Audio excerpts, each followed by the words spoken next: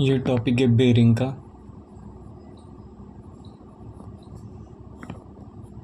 ये गेट से रिलेटेड है, गेट एग्ज़ाम, उसमें बेरिंग के क्वेश्चन आते हैं, उसके बारे में है। तो पहले असल में समझते हैं कि बेरिंग कैसे काम करता है, उसके अंदर होता क्या है, उसे अच्छे से जान लेते हैं। फिर उसके आगे उसका फिर न्यूमेरिकल करेंगे। तो सबसे पहले ये हमारा बेरिंग है।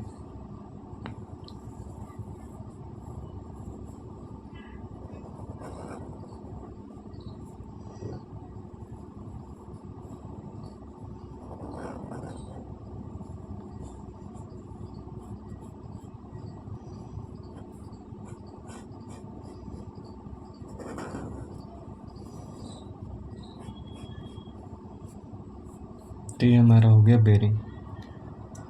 बेरिंग के अंदर हमारा क्या है, इसमें है जर्नल।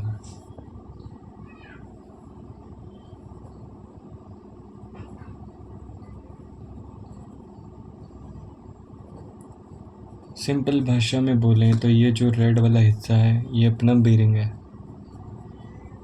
जिसके अंदर शाफ्ट या जर्नल घूम रहा है।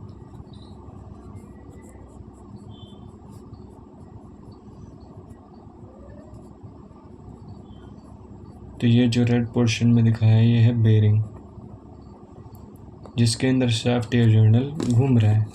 अब ये जो शाफ्ट या जर्नल ये जो घूम रहा है इसके अंदर, तो इसके बीच कुछ होगा, यानी कोई चीज़ तो होगी, ऑयल या लुब्रिकेंट। वरना अगर ये बेरिंग और ये जर्नल बेरिंग आपस में कांटेक्ट आ जाएंगे, यानी कांटेक्ट में आए तो होगा मेटल टू मेटल कांटेक्ट।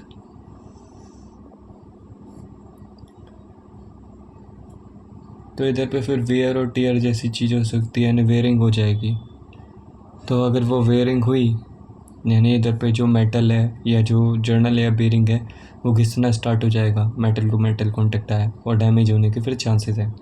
तो इसे अवॉइड करने के लिए वो प्रॉपरली रिजॉल्व करे और ये चीज़ें ना हो, तो इसके लिए बीच में लुब्रिकेंट इंट्रोड्यूस किया जाएगा। तो इसकी टर्मिनोलॉजी है या फिर इसके जो पैरामीटर्स है जिस तरीके से इसे डिफ़ाइन किया गया वो देखते हैं। तो ये हो गया शाफ्ट, जर्नल या शाफ्ट, वो किसके अंदर है, बेरिंग के अंदर है। मेटल टू मेटल कॉन्टैक्ट को अवॉइड करना है। तो कैसे इस चीज़ को करा जाएगा वो देखते हैं। मान लेते हैं इसके बीच कोई लुब्रिकेंट भरा है,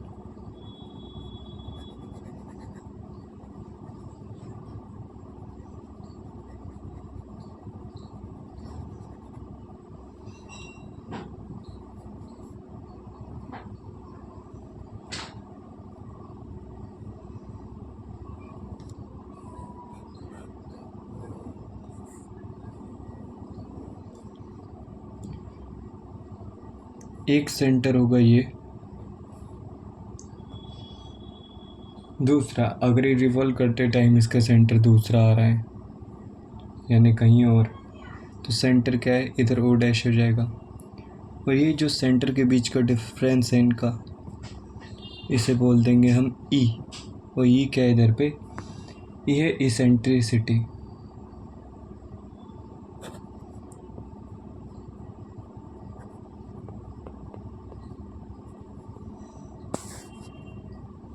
तो इसेंट्रिसिटी है ई। इसेंट्रिसिटी का मतलब जो उसकी लोकेशन थी सेंटर की पहले, वो शाफ्ट के इधर उधर शिफ्ट होने की वजह से वो कितना चेंज हो गई। तो नया जो इसका सेंटर आया वो ओ डैश पे आया होगा, तो ये चेंज कितना आया सेंटर में, शिफ्ट कितना हो गया, ये हमें बता रही है इसेंट्रिसिटी।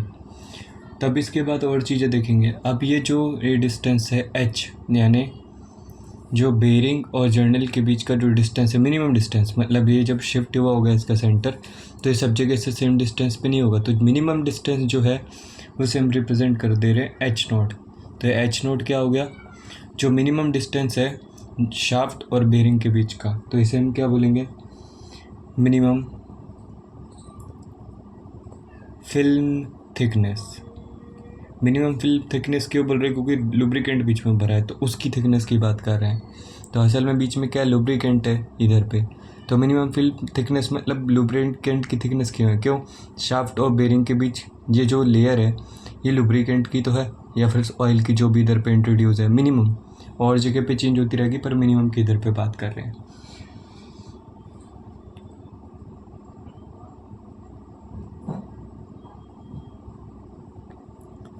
दूसरा, इधर पे जो ये रेडियस होगा टोटल आर होगा, ये टोटल जो इंटरनल रेडियस होगा जर्नल का, इनसाइड रेडियस, और जो शाफ्ट का है, शाफ्ट का कितना होगा, इसको स्मॉल आर से दिखाते हैं, ठीक है। अब अगर हमें रेडियल क्लियरेंस चाहिए तो रेडियल क्लियरेंस कैसे निकलेगी, तो हमें चाहिए कौन सी, रेडियल क्लियरेंस, तो रेडियल क्लियरेंस जो कि हो जाएगा सी। तो रेडियल क्लियरेंस अगर निकालनी है तो जो सी होगा, एक तो देखो ये जो रेडियस है ये कितना आर, ये इनसाइड रेडियस ऑफ बेरिंग होगा, उसमें से अगर ये वाला शाफ्ट का रेडियस माइनस करेंगे तो ये गैपिंग आ जाएगी कि क्लियरेंस कितना है, रेडियल डायरेक्शन में देख रहे हैं, रेडियस के अलोंग रेडियल डायरेक्शन में, तो ये क्लियरेंस का मतलब बेरिंग और शाफ्ट के बीच कितना गैप है, क्लियरेंस कितना है, गैपिंग कितनी है, तो कैपिटल आर माइनस आर से रेडियल क्लियरेंस आ जाएगा। तो ये चीज़ समझ आती है। उसके बाद जो दूसरा पैरामीटर एक और है वो क्या होगा, इसेंट्रिसिटी रेशियो। इसे इस नोटेशन से दर्शा रहे हैं, तो ये होगा इसेंट्रिसिटी कितनी है और क्लियरेंस कितना है। ध्यान से देखना, ये जो है इसेंट्रिसिटी, ये जो है सेंटर शिफ्ट होने की है, कि जब ये शाफ्ट स्टार्टिंग में तो सेंटर पे ही होगा, पर जैसे जैसे रोटेट करेगा इनसाइड द जो बेरिंग, तो ये डाउन जाएगा या एक जैसा नहीं रहेगा, इसका सेंटर शिफ्ट करेगा या नीचे बैठेगा, क्योंकि ग्रेविटी की वजह से नीचे आएगा। तो उस केस में शिफ्ट जो होगा ये इसेंट्रिसिटी होगी कि ओरिजिनल सेंटर से कितना शिफ्ट कर गया सेंटर, क्योंकि एकदम बीच में तो घूमता नहीं रहेगा, ये थोड़ा नीचे जाएगा, तो ये जो सेंटर का शिफ्ट आया वो इसेंट्रिसिटी हो जाएगी, वो ये रेडियल क्लियरेंस है। तो इसेंट्रिसिटी बाय रेडियल क्लियरेंस जो होगा, जो होना चाहिए था, तो ये इसेंट्रिसिटी रेशियो बताएगा, क्योंकि देखो अगर ये सेंटर पे रहता तो ये जो क्लियरेंस रेडियल क्लियरेंस है सब जगह बराबर ही होता है, तो इसेंट्रिसिटी होती ही नहीं, ज़ीरो हो जाती, उस केस में इसेंट्रिसिटी रेशियो आता ही नहीं। पर जब ये शिफ्ट कर गया, ये जो शाफ्ट है रोटेशन के टाइम इसका यानी जो सेंटर है शिफ्ट कर गया, उस केस में इसका रेडियल क्लियरेंस से सही तो चेक करेंगे कि कितना उसमें चेंजेस आया था। इसेंट्रिसिटी रेशियो किस रेफरेंस में चेक हो रही है, रेडियल क्लियरेंस के रेफरेंस में। तो उसके बाद आगे क्या करेंगे हम, अब इधर पे हमें एक चीज़ और पता है कि इसको और कैसे सॉल्व कर सकते हैं, और इसको किस तरीके से सॉल्व कर सकते हैं वो देखना पड़ेगा, है ना। तो इसको इस तरीके से लिखा है 1 माइनस H0/C, कैसे लिख सकते हैं। अब ये तो हो गया शाफ्ट और बेरिंग के बीच का डिस्टेंस, C रेडियल क्लियरेंस समझ आता है, तो इसको इस तरीके से कैसे लिख दिया, ये समझ सकते हैं क्या। तो इस केस में क्या किया है, देखो ये इसेंट्रिसिटी है, दूसरा ये जो गैपिंग है जर्नल और बेरिंग के बीच, और तीसरी चीज़ इंट्रोड्यूस कर दी सी। अब इनको आपस में कैसे कोरिलेट करें, तो इसी चीज़ को देखना है। तो H0 इधर से पहले इसी चीज़ को देखते हैं, एक सेंटर है O, एक इधर पे ये H0, और ये अंदर का रेडियस है ये R, और एक है पूरा R।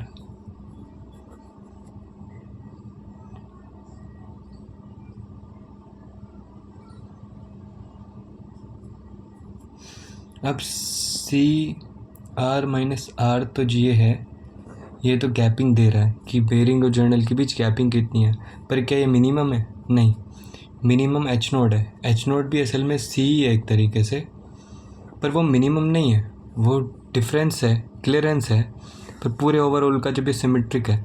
H0 जब इसेंट्रिसिटी आ चुकी है तो ये वाली वैल्यू जो H0 है वो हमेशा लेस होगी किससे, C0 से होनी चाहिए। तो ये है पैरामीटर वही, पर H0 कम वैल्यू है। तो अब ये इधर पे अगर इस चीज़ को दिखा रहा है तो ये असल में है क्या, देखो ध्यान से,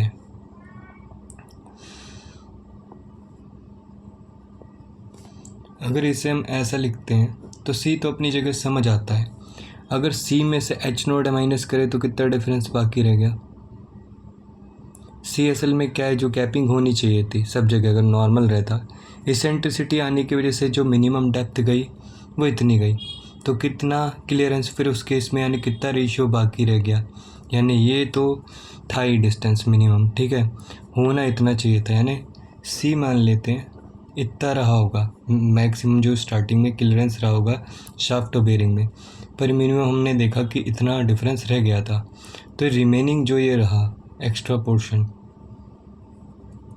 ये जो ऑक्यूपाइड हो गया, तो ये चीज़ डिवाइड बाय जो क्लियरेंस है ओरिजिनल, उसका अगर हम कैलकुलेशन करें तो इसेंट्री रेशियो हमें पता चल जाएगा इस केस में। तो एक और तरीका है इसे कैलकुलेट करने का, तुम मिनिमम फिल्म थिकनेस क्या है, एच नोड है, तो इसे हम ऐसे लिख सकते हैं आर माइनस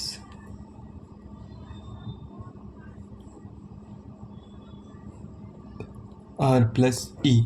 कैसे, देखो ये तो आर है ही जो शाफ्ट का रेडियस है, ध्यान से देखना, जब ये आर ज़ीरो था तो ये आर होगा, यानी सेंटर है तो ये रेडियस होगा, पर अगर यही सेंटर शिफ्ट होके आगे हो जाए, सेंट्रिसिटी ई इधर पे आ जाए, तो जो ये नया सेंटर रहेगा वो उसके आगे रेडियस क्या होगा, आर। समझ आ रहा है? इसलिए जो टोटल इधर पे ये निकाला एच नोट असल में क्या होगा, देखो एच क्या है, बेरिंग का जो ये आउटसाइड वाला यानी इनसाइड का जो ये रेडियस है उसे हम आर बोल रहे हैं। अब इसके अंदर जो शाफ्ट डला होगा, शाफ्ट तो डला है तो उसका सेंटर होगा एक ओ, एक नया सेंटर शिफ्ट होने के बाद आएगा ओ डैश, यही है इसेंट्रिसिटी ई, और जो इसके आगे का रेडियस होगा वो होगा आर। अगर ई प्लस आर कर देंगे और आर कैपिटल आर में से माइनस करेंगे तो एक क्लियरेंस तो आ जाएगा, यानी मिनिमम जो थिकनेस है इधर पे वो आ जाएगी, क्योंकि इसेंट्रिसिटी इधर अकाउंट कर ली गई है। समझ में आ रहा है? इसेंट्रिसिटी ऑलरेडी आ गई क्योंकि जो शाफ्ट डाउन गया होगा या उसका सेंटर चेंज हुआ होगा तो इसेंट्रिसिटी आ गई, और जहाँ नया सेंटर आया सेंट्रिसिटी की वजह से वहीं से उसका स्मॉल रेडियस आर कैलकुलेट होगा, तो टोटल कितना आ जाएगा वहाँ पे ई प्लस आर जो टोटल कैलकुलेट करेंगे, और वो जहाँ पे डाउन गया होगा यानी टोटल सेंटर से अगर डिस्टेंस देखेंगे तो बेरिंग के लिए तो कैपिटल आर है वो, तो उसमें से अगर ये वाला distance e plus small r minus कर देंगे तो मिनिमम फिल्म थिकनेस कितनी थी वहाँ पे वो पता चल जाएगा। तो इस तरीके से कैपिटल आर में से आर प्लस इसेंट्रिसिटी किया गया, क्यों इसेंट्रिसिटी के ये जो सेंटर है वो शिफ्ट हुआ तो इसेंट्रिसिटी आया, और जहाँ सेंटर शिफ्ट हुआ सेंटर से तो चेक करते हैं शाफ्ट का रेडियस तो आ रह जाएगा, तो ये उस पॉइंट के लिए चेक किया जाएगा जहाँ पे मिनिमम फिल्म थिकनेस है क्योंकि वहीं शिफ्ट आया होगा, तो ई प्लस आर माइनस कर देंगे अगर कैपिटल आर में से जो इनसाइड जो रेडियस है बेरिंग का, ये बेरिंग है, तो उस केस में हमें ये मिनिमम फिल्म थिकनेस मिल जाएगी। लगता है ये सबको समझ में आ गया होगा। अब उसके बाद हम ये भी जानते हैं इधर से कि सी क्या है, आर माइनस आर, यानी क्लियरेंस रेशियो रेडियल क्लियरेंस कितना ये होता है, ये ऑलरेडी हमें पता है, इधर से हम लेके आए, ये क्लियर है। अब इसके बाद ये सी अपनी जगह ये रखा,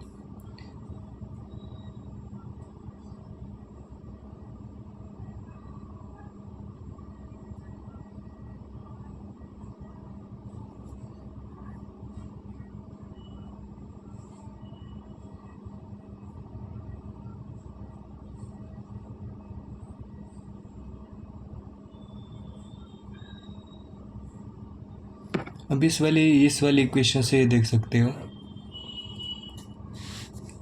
कि अगर H node R minus R plus E है, ये तो समझ आता है ऊपर से लिखा है इधर, तो इसको पूरा खोल के चेक करते हैं तो ये हो जाएगा। तो अगर मैं इधर से आर माइनस आर की वैल्यू देखूँ तो इस साइड ये चला जाएगा एच नोट प्लस ई, ये हो जाएगा। तो आर माइनस आर की वैल्यू किसके किलो हो जाएगी, एच नोट बाई ई, तो क्या सी की जगह मैं ऐसे लिख सकता हूँ इसका यूज़ करके, पॉसिबल है। देखो ये ऊपर से एक्सप्रेशन नहीं समझाया कहाँ से आया, इसको सॉल्व किया तो आर माइनस आर जो था सी, उसकी जगह एच नोट बाई ई लिख सकते हैं, पॉसिबल है। तो ऐसे लिख दिया। और क्या कर सकते हैं इस केस में? अब तुम्हें एक चीज़ और पता है, इसेंट्रिसिटी क्या है? इसेंट्रिसिटी क्या है? ई बाई सी। इसेंट्रिसिटी रेशियो क्या है? Eccentricity by clearance ratio. अगर मेरे को इसेंट्रिसिटी को लिखना है तो मैं इसेंट्रिसिटी को ये भी लिख सकता हूँ ना कि eccentricity ratio by radial clearance. क्या लिख सकता हूँ? तो ई की वैल्यू इधर से ये भी तो रख सकता हूँ, तो सी नोड सी कितना हो जाएगा? H node plus eccentricity ratio by clearance ratio. क्या इसको ऐसे लिख सकता हूँ?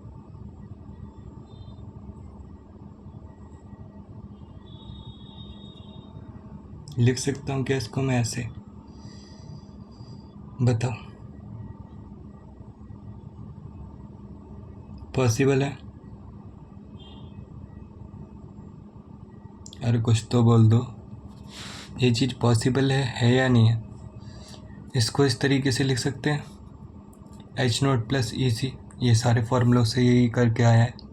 तो इधर तक सबको क्लियर होगा, तो उसके आगे बढ़ते हैं फिर।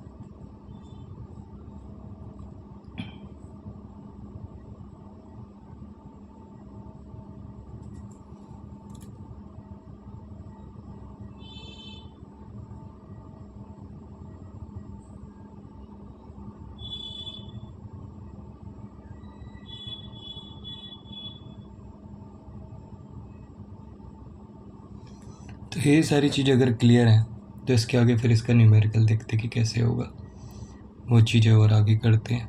करने के लिए तो इसमें अभी और पैरामीटर्स भी कैलकुलेट कर सकते हैं, पर ऑलरेडी ये बहुत कॉम्प्लेक्स यानी हो चुका है, तो उसे और यानी थोड़ा एक्सप्लेन करना पड़ेगा मेरे को।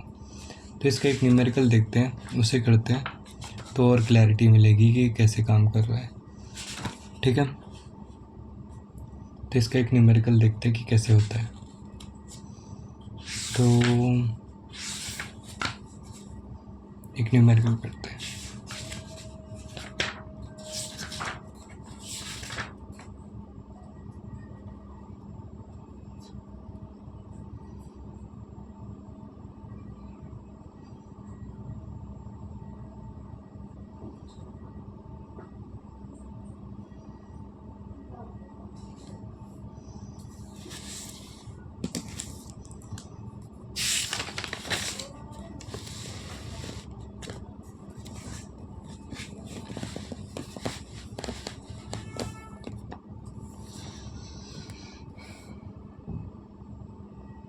एक जर्नल बेरिंग है,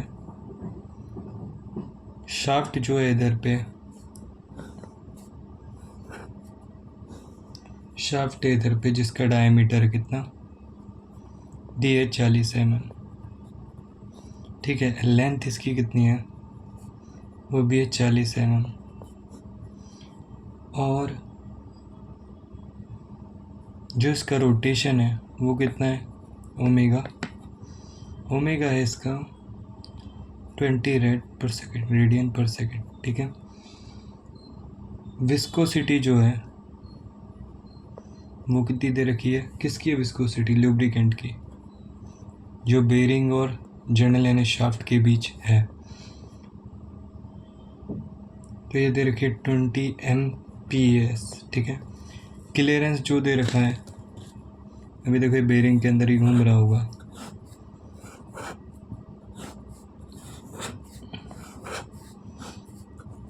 ये बेरिंग हो गया। अब यही तुम्हारा ये क्लियरेंस होगा, ये जो पहले बताया पैरामीटर्स उस हिसाब से। तो क्लियरेंस कितना दे दिया इधर पे? क्लियरेंस दिया है 0.02 mm। पूछ रहा है loss of torque due to lubricant viscosity. तो वो हमें कैलकुलेट करनी है, इन न्यूटन मीटर चाहिए। ठीक है, और C इज इक्वल टू है एच नोड, जो कि कितना दे रखा है? 0.020 mm। इसेंट्रिसिटी कितनी दी है? 0 है। अब देखो इसेंट्रिसिटी 0 है, इसलिए जो मिनिमम फिल्म थिकनेस है वो क्लियरेंस रेशियो की इक्वल हो गई और ये वैल्यू आ गई। ठीक है, तो ये चीज़ें तो अब क्लियर होंगी कि वो ऐसा हुआ इसेंट्रिसिटी का क्या रोल है या नहीं है। अब लॉस ऑफ टॉर्क निकालना है कि लुब्रिकेंट विस्कोसिटी, क्योंकि देखो जब ये शाफ्ट घूमेगा तो इधर बीच में लुब्रिकेंट भरा हुआ है जर्नल और शाफ्ट के बीच, तो उसकी वजह से जब ये घूमेगा तो घूमने की वजह से क्या होगा, जो ऑयल है या लुब्रिकेंट है उसके कांटेक्ट में रहेगा तो वो उसके अगेंस्ट काम करना पड़ेगा ना, तो टॉर्क भी लॉस होगा वहाँ। क्यों? ये रिवॉल्व कर रहा है, कोई चीज़ आगे बढ़ रही है तो उसमें फोर्स लगता है, वो कोई चीज़ रिवॉल्व करती है तो उसमें टॉर्क लगता है। तो ये रोटेशन मोशन है, तो वहाँ पे क्या नाम है, टॉर्क अप्लाई होगा। तो लॉस कितना टॉर्क हुआ, क्योंकि ये लुब्रिकेंट के अगेंस्ट घूम रहा है ना, तो उसमें भी तो कुछ एनर्जी लॉस हुई होगी in the form of torque, तो वो कैलकुलेट करना है। बेसिकली भी हम जानते हैं टॉर्क क्या होता है, फोर्स इंटू परपेंडिकुलर डिस्टेंस या आर ले लेते हैं। तब इस केस में एक चीज़ पढ़ी होगी तुम सब ने, ये पढ़ा होगा फ्लूइड मैकेनिक्स में, ये क्या है, शेयर फोर्स है या शेयर स्ट्रेस है। अब स्ट्रेस क्या होता है, फोर्स पर यूनिट एरिया। अगर मैं इसे एरिया से मल्टीप्लाई कर दूं तो कितना आ जाएगा, फोर्स आ जाएगा, ठीक है, क्योंकि फ्लूइड की बात कर रहे थे, इधर पे शेयर स्ट्रेस ही आएगा ना। तो इसे कैसे निकालेंगे, अब देखो ज़रा ध्यान से, इधर ये तो हो गया विस्कोसिटी म्यू, ठीक है। अब वेलोसिटी कितनी होगी, यानी ये वेलोसिटी ग्रेडियंट की बात कर रहा है इन वाई डायरेक्शन, तो वो भी बताना पड़ेगा। तो इस केस में जो वेलोसिटी मान लेते हैं वी है, ठीक है, जो चेंज इन वेलोसिटी भी 0 से स्टार्ट हुआ होगा शाफ्ट, और वी वेलोसिटी पे क्या होगा, तो चेंज इन वेलोसिटी वी। और जो ये डी वाई है, डी वाई मतलब ये वाई मान लो, वाई डायरेक्शन के लिए देख रहे हैं, तो जो मिनिमम फिल्म थिकनेस है वो एच नॉट होगी, यानी क्लियरेंस जो ये फिल्म जो है ये क्या लुब्रिकेंट की तो फिल्म है, तो वही चीज़ चेक करेंगे मिनिमम के लिए, तो एच नॉट इधर आ जाएगा, ठीक है। क्यों? ये जब पढ़ते हैं हम, क्या नाम है, ये न्यूटन्स लॉ ऑफ विस्कोसिटी, तो ये शेयर स्ट्रेस किसके लिए बात करते हैं, जब कोई चीज़ घूमती है प्लेट के लिए या फिर ये जर्नल के लिए, तो ये तो एक थिकनेस है डी वाई डायरेक्शन, वो कितनी है जिसके ऊपर शाफ्ट घूम रहा है, तो वो लिया, वेलोसिटी उसकी कितनी है इतनी, और वो जो विस्कोसिटी है उसकी वो म्यू। तो जो शेयर स्ट्रेस है उसके लिए ये रख सकते हैं, तो इधर से रख दो, ठीक है। अब कितने एरिया की बात हो रही है ये भी देखना पड़ेगा। तो ये देखो, इसका कुछ डायमीटर होगा टी और इसकी लेंथ होगी एल शाफ्ट की। अगर मैं पूरे सरफेस एरिया की बात करूं शाफ्ट के, तो ये कितना हो जाएगा, ये डी है और ये है एल। अगर मेरे को ये वाला सरफेस एरिया चाहिए, सरफेस एरिया मतलब ये वाला, तो पाई डी से इसका सरकमफेरेंस आ जाएगा, और एल से मल्टीप्लाई कर दिए तो ये पूरा ये जो सरफेस है कांटेक्ट में आ रहा है लुब्रिकेंट के, वो निकल जाएगा। तो टोटल एरिया जो कांटेक्ट में आ रहा है वो कितना आएगा, पाई डी एल, ठीक है। तो शेयर स्ट्रेस ये इसी के ऊपर ये जो लेयर होंगी, यानी ये डेल्टा एच मान लो ये होगा, ठीक है। वेलोसिटी जिससे घूम रहा होगा वी है, विस्कोसिटी जो लुब्रिकेंट भरा होगा वो, तो एरिया बस मल्टीप्लाई कर दूंगा पाई डी एल जो शाफ्ट का है। तो फोर्स कितना लग रहा होगा लुब्रिकेंट पे या कॉन्टैक्ट में जो इंटरेक्शन में है, तो वो ये कैलकुलेट हो जाएगा ऐसे। ये चीज़ क्लियर है। तो टॉर्क निकालना है, तो ये वैल्यू रख दो बस इधर पे,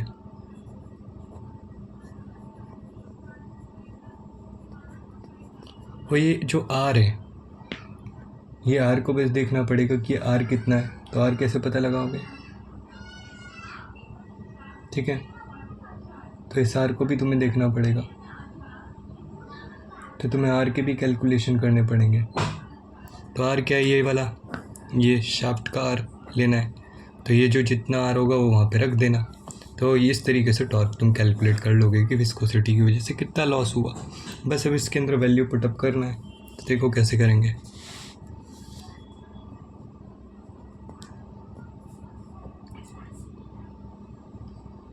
देखो तुम्हारा जो इधर पे दे रखा है लुब्रिकेंट का विस्कोसिटी वो कितना है, 2 × 20 × 10⁻³ दे रखा ना, ये एमपीए के अंदर ये वाली वैल्यू एमपीए में, तो ये कितना होगा 20 × 10⁻³ पास्कल सेकेंड।